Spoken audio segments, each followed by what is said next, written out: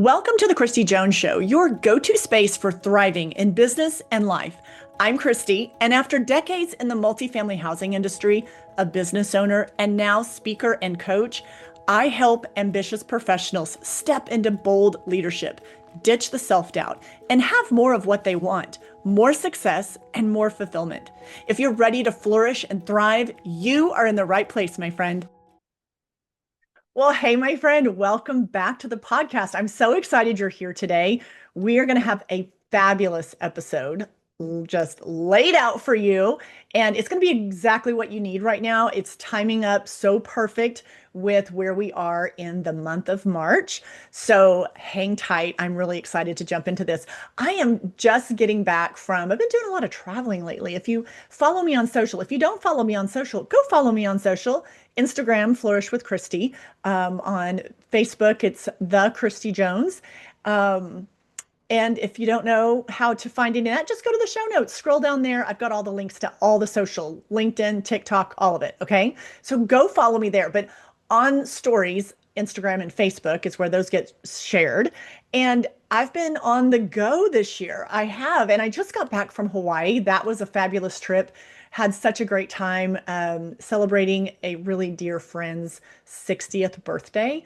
And man, did we get out of there just in time. The weather in Maui right now is crazy town. Rain, storms. I mean, literally, like we took off and we went to different cities, but we left the airport around the same time on Tuesday night. And literally, like I think by Wednesday morning, the storms were hitting. So we had a fabulous time. Weather was amazing. If you haven't been to Hawaii, I've been to several of the islands, Kauai, been to Oahu, Maui a few times. You definitely have it on your bucket list, okay? Definitely such beautiful, beautiful place to check out. Very unfortunate that there's so much rain there right now. So anyway, so while I was there, I was coming up with the content for today's episode and thinking about how I wanted to round out the month of March with this final episode for March. And I'm really excited to dive into this today because I'm going to give you a little bit of a direct challenge in true Kristi style. I really like when we have an opportunity on the podcast to learn something that we can immediately put to use in our life. So you will have that by the end of this episode. So let me ask you a question. If this first quarter were a mirror and you're holding that mirror up to your face, would you be proud of how boldly you showed up? Think about that. If you're holding that mirror up, Q1, if Q1 was that mirror, would you be proud of how boldly that you showed up? I think asking yourself that is very powerful because we all play small sometimes.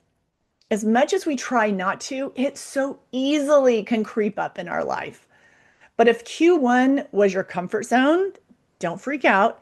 I'm here to shake things up for you before the second quarter begins. So hang tight with me. Maybe you stayed safe with a team decision or you kept that big idea tucked away, nice and safe. Well, the truth is that playing small has a cost, a really, really big cost.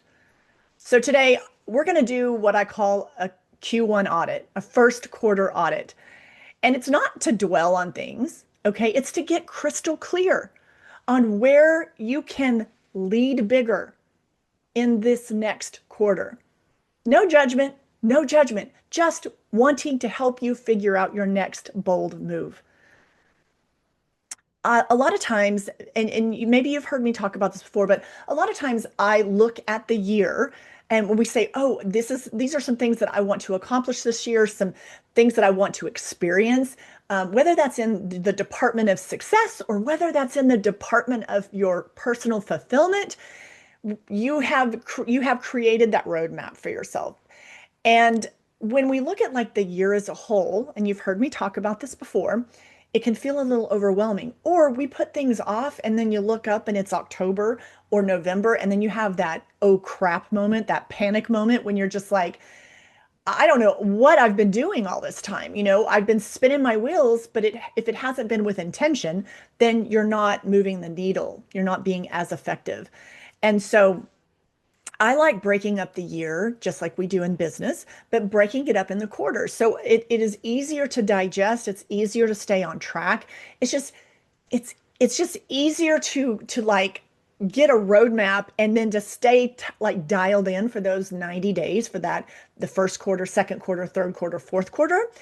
It is a way to help organize yourself, organize your brain, and organize how you can stay on track for, because you're a high achiever, or otherwise you wouldn't be tuning into this podcast.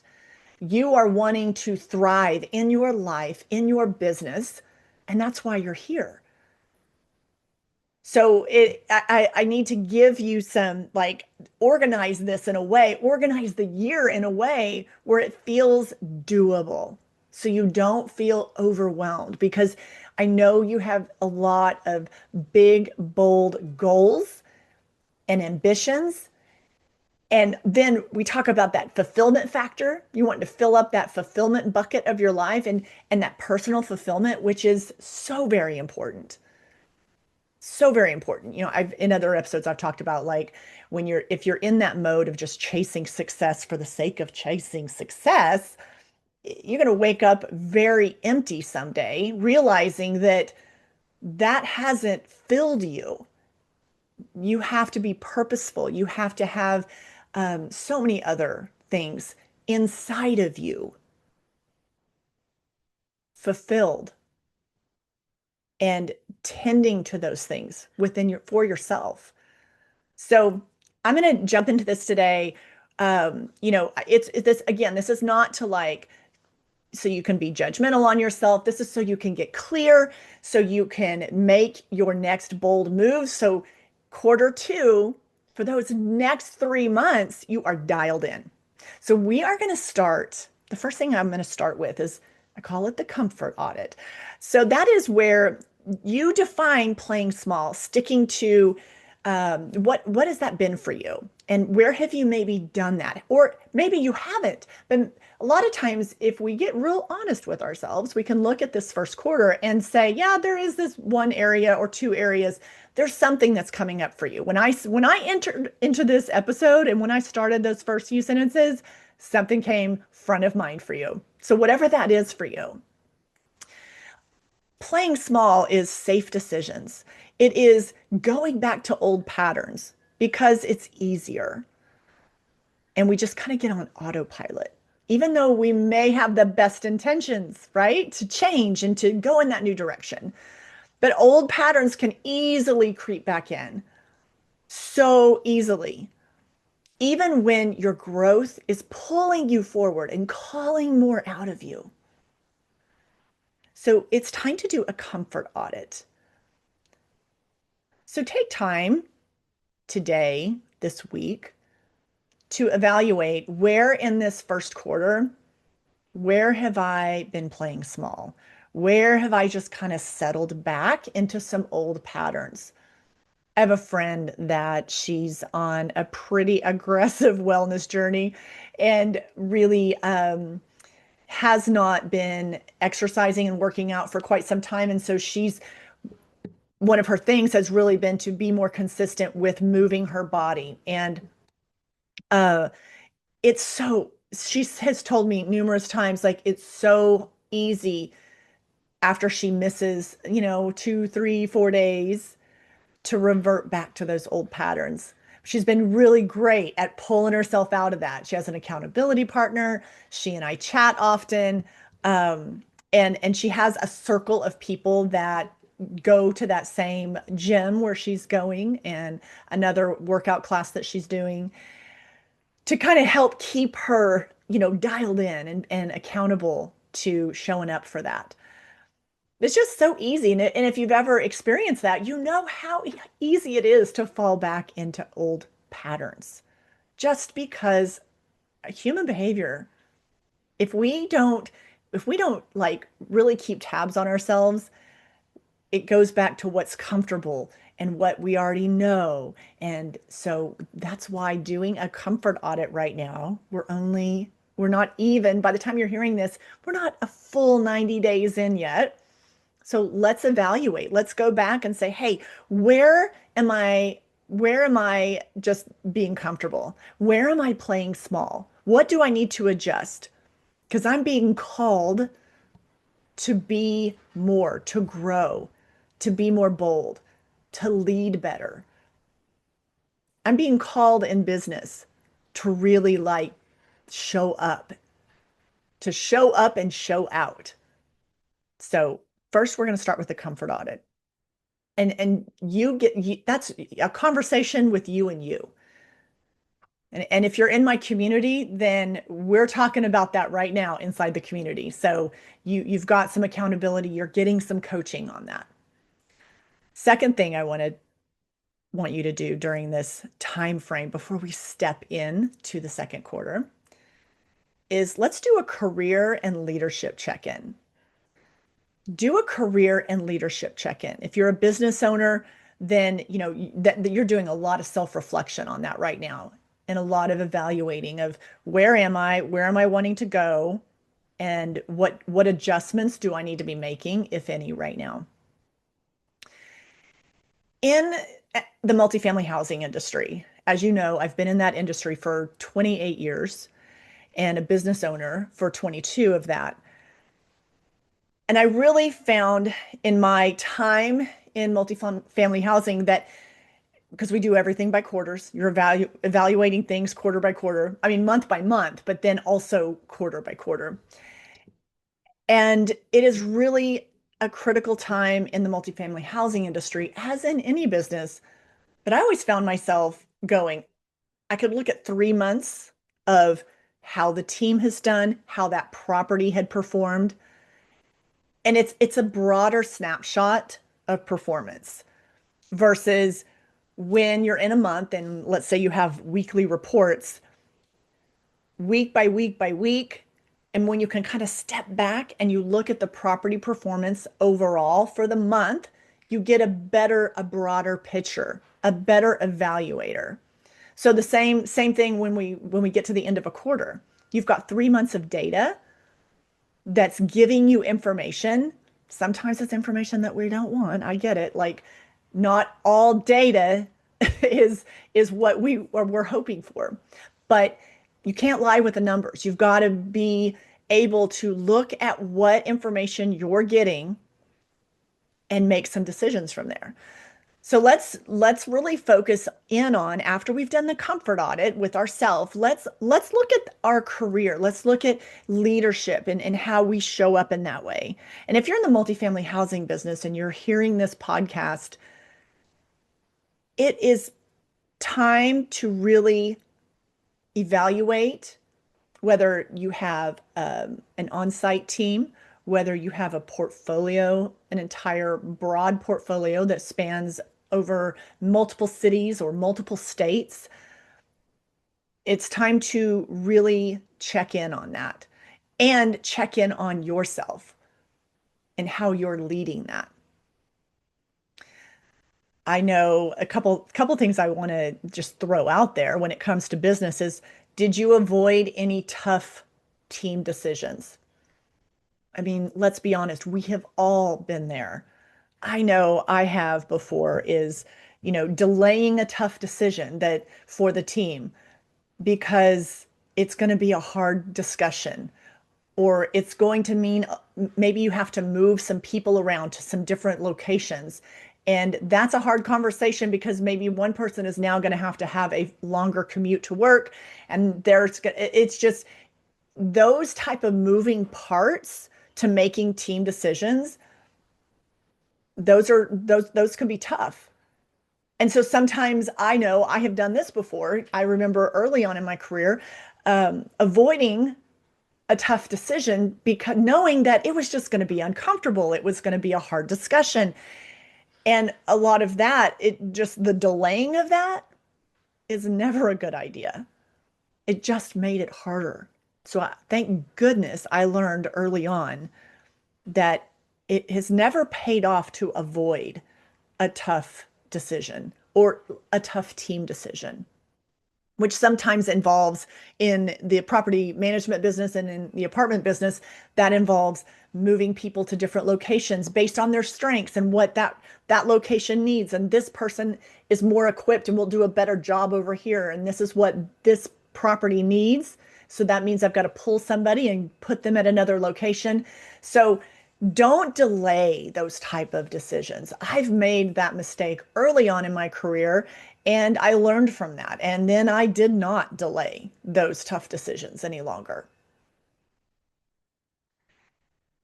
In the property management business, a lot of, as in any business, there's always new innovations, there's new processes, maybe new ways and procedures of how to do things because business changes, things evolve. And have you ever found yourself in a situation where there's something new presented to you that we need to do this a new way, or we need to do this new software program, or we need to, whatever it is, right? And it's going to be a huge change. And maybe, because technology changes, there's always something to innovate and that has been improved upon that will make the processes better for everybody. But it's that whole thing of getting everybody on board, and then not only do they have to learn it, you have to learn it. You get right, you've probably been there. I have. So in this first quarter, is there something that you delayed innovating at your business, at your company? If you're in property management in multifamily housing like I am, is there some innovation that you delayed in this first quarter that you needed to be more aggressive on?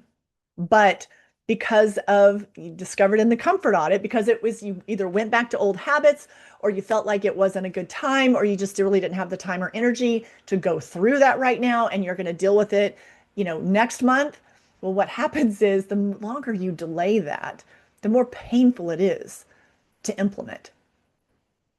So do your career, do your leadership check in right now before we wrap up the first quarter. Ask yourself those type of questions. Did you delay some sort of innovation or something that was given to you that said, hey, we need to start implementing this. We need to start getting this going.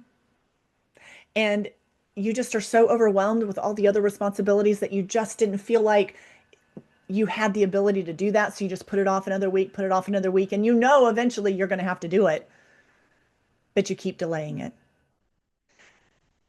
I have a story I wanted to tell you. Let me tell you a little story of when I learned the hard way, as I've learned most things in my life and in business, is when you have a team and you have one bad apple in the group. It could be the gossiper. It could be the person that's always plotting other people against one another. It could be the person that on the team that is just immensely, like, always takes everything and has a way to spin it negative. They don't want to get on board with the way we're supposed to be doing things. They constantly want to go back to the way we used to do them. Spreading, gossip, or, I mean, it could be a million things, but think about it like you got one bad apple in the group. And this is something that I did a long time ago. And I knew I had a bad apple on the team, and the attitude was horrible. And this person was just a troublemaker in the workplace with employees in general, and generally was negative about the new things that we were, whether it was, a marketing and leasing, program that we were going to do. And it was something we were going to do for marketing to generate more calls and get more leases. And they were always shooting holes in it, always why it wasn't a good idea. Maybe you've worked with someone like that. Hopefully you're not that individual. Maybe you've just worked with someone like that.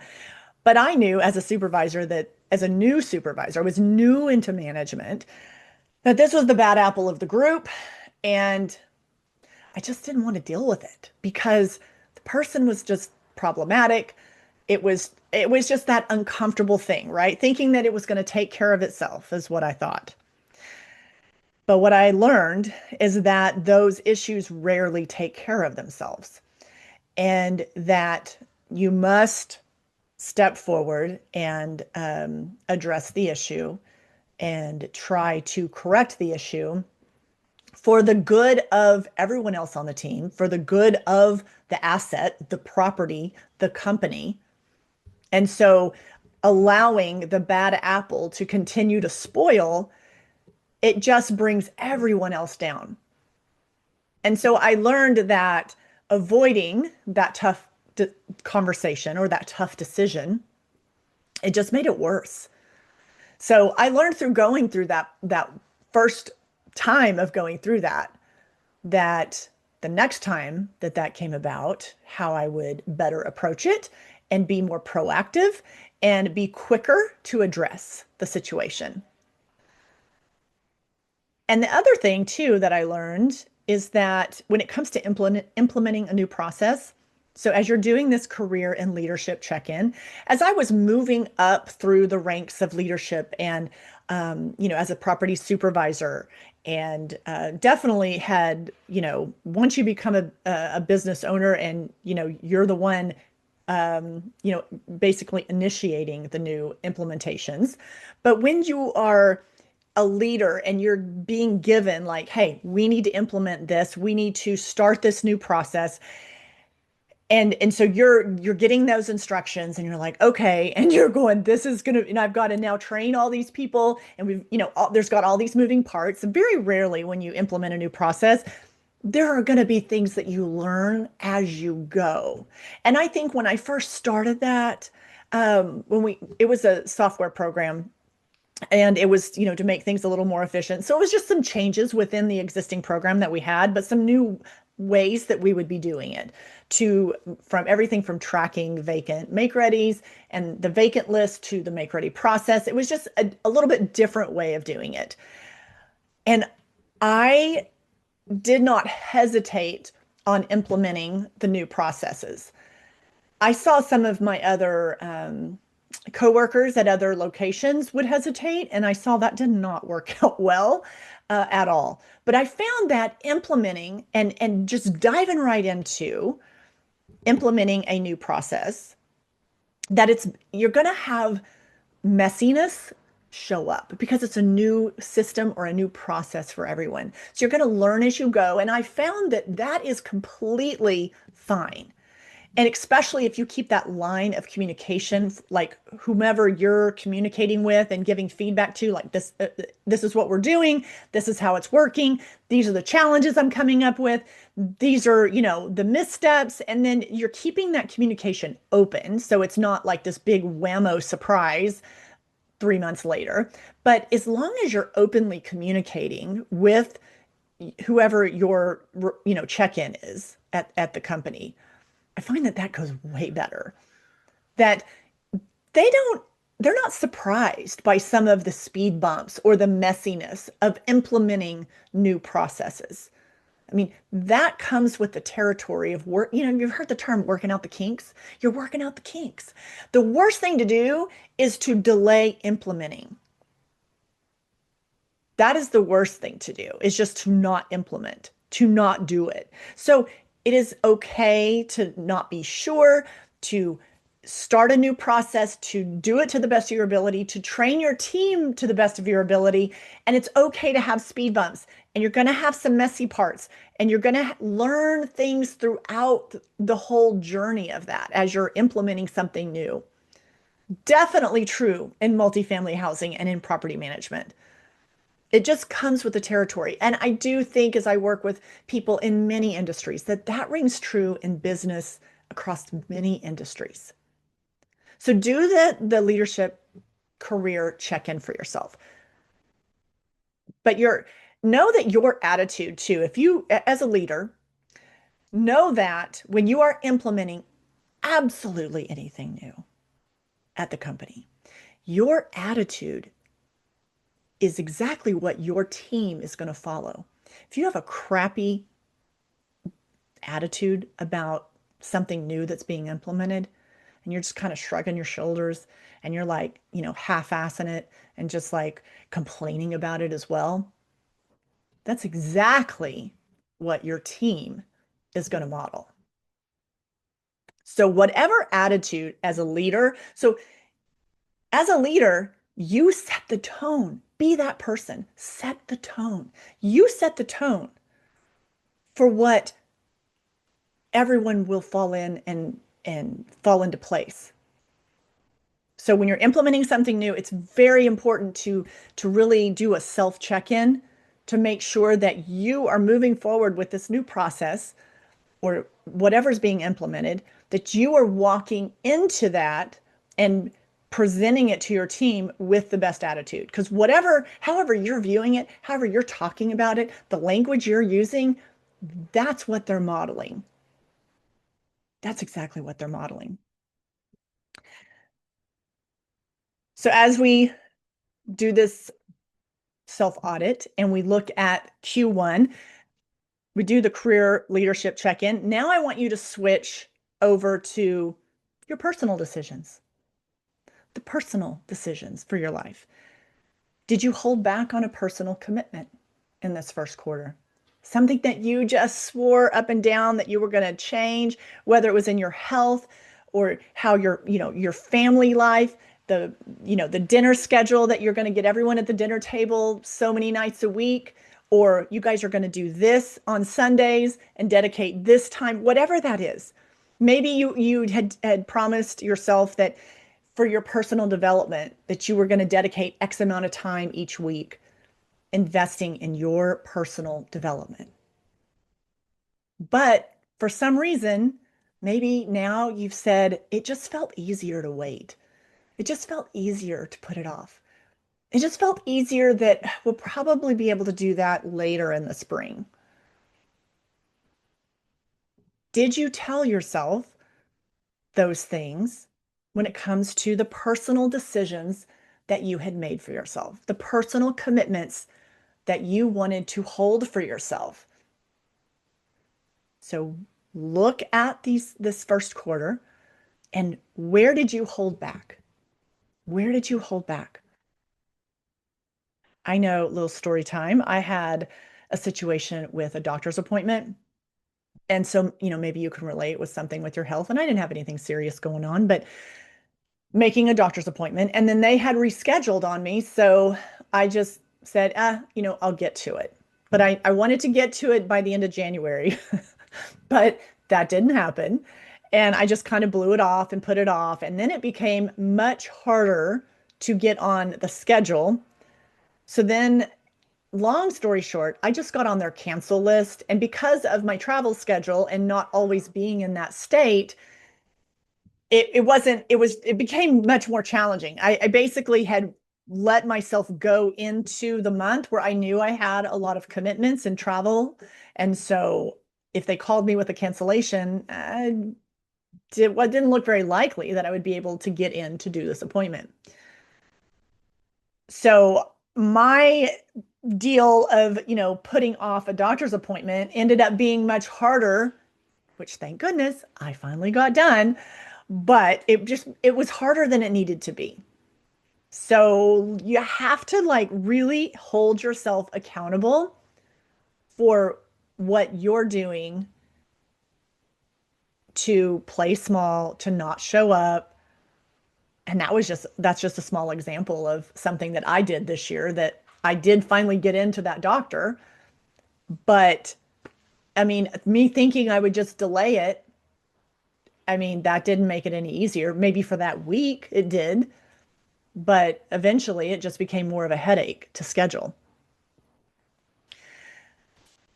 The next thing I want to invite you to is to think for yourself, what is the cost of me playing small? What is the cost of me just staying in the comfort zone? What's the cost of me not going back and really assessing how I did this first quarter? And, we sometimes find it easier to assess and analyze our business. And when we talk about quarters, we think of our, career and maybe the business that we run. But we don't always look at it for us as the human, as the person, like what that cost is.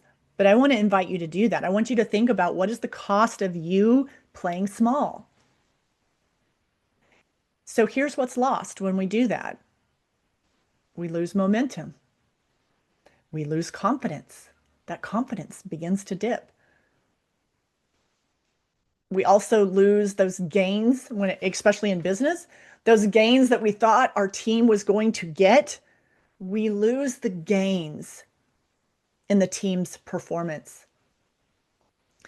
The cost of playing small is huge. And the more that you can take the time to do this first quarter audit, the comfort audit, you're going to step into quarter two that much stronger, that much bolder. The last thing I want to invite you to do and to consider is the flip the script. And I talked about this in the last episode. But this is part of my framework in the Flourishing Edge, where I teach how to reframe your mindset. So I'd like to invite you to decide right now, while you're listening to this episode, where are you going to show up bigger in the second quarter? Where? Pick your area. Is it going to be one bold conversation that you know you need to have? Is it that one visionary project that you've been tucking back in your pocket because you're just not quite sure? Or you don't want to be judged. You don't want to bring it up in the next meeting. What is that for you? I want you to be thinking about how you can flip the script, which is really the story that you're clinging to, the beliefs that you're clinging to. When you flip the script, you are reframing your mindset. Now, if you want to know more about that, you can go down into the show notes. There will be a link that you can that just follow the prompts on that. And I would love to share with you more the breakdown on how to get started with my framework of flipping the script and the mindset reframe. But let me share something with you that you can put to work right now, and you can connect the dots on this. So let me just summarize really quickly, just kind of to open the door on flipping the script when I talk about that inside the Flourishing Edge. So your mindset is a starting point for absolutely everything. And we have this connection of circumstance, our thoughts about the circumstance, our thoughts create our feelings, and our feelings lead to the actions. So do you see the connection, the circumstance, the thoughts, the feelings, and the actions? And depending on what actions you're doing or actions that you're not doing, determine your results. So when we're able to flip the script, when we can reframe our mindset, when we can have a new story that we attach to, and often that means challenging some beliefs that aren't truths, they're just beliefs that we have bought into. But when you can challenge that, you can flip the script. So your circumstances do not determine your results. It is your thoughts about your circumstance that just creates that pathway to the result. So it's very important to choose your thoughts wisely. So the circumstance is neutral. Every circumstance is neutral. And I challenge that all the time with individuals. They're like, no, but no, every circumstance is neutral until you or I attach what thought we are going to have about the circumstance. And that thought is then dictating how we feel about the circumstance. Now, if this is brand new to you, I know this seems like a lot, and it just, you're like, look, it's bad, this circumstance, but I invite you to really loosen your grip on your attachment to that and see if you can allow yourself to find a different thought about the circumstance that you're faced with or you're challenged with, whatever it is you're wanting to have different results in your life or in your business, many times it is because of the thought, and we are in charge of our thoughts. I read somewhere that we have over, it was a crazy number. In half a day, you have over, it was like 60,000 thoughts, not in a 24-hour time frame.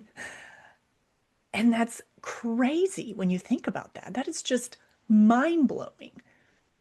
And a lot of this is self-conscious, like it's running in the background. These are like automatic thoughts. So the self-awareness is plays a big part in this. So being aware of what thought you are attaching to the circumstance. And you and I have the ability to change our thought at any given moment. So that puts you in the driver's seat of how you look at any circumstance. That puts you in the driver's seat of changing the results that you get in your life or in your business. That puts you in the driver's seat of being able to flip the script, to reframe your mindset. So, where did you play small in quarter one? And what's next for you? What is next for you in the second quarter? I encourage you to take some time and go through, re-listen to this episode, really, on the first, second, and third point, comfort audit, the career leadership check-in, and then the personal, on those personal decisions, do that check-in. Go through that. Valuable time to spend as we wrap up this first quarter so that you can shake it up, quit playing small, and step into the second quarter in your biggest, boldest, baddest self. I want you to have the results that you want. And understanding your mindset and if you need to flip the script, that's how you start getting there. Well, my friend, this has been so fun to talk to you about today. So glad you are here. Be sure, subscribe to the podcast, like, follow, and I would love your review. I would love your review, Apple, Spotify, or if you're watching on YouTube, drop down in the comments. I read all of them. Until next time, stay fabulous and keep thriving. I will see you next time right here on the podcast. Friend, thanks for tuning into the podcast today. Take a moment and share this episode with that one or two people that you thought of as you were listening to today's episode. And I would love your quick review. It would mean the world to me for you to drop a review here on the podcast. And don't forget to follow and like the show so you never miss a beat on how to thrive in business and life.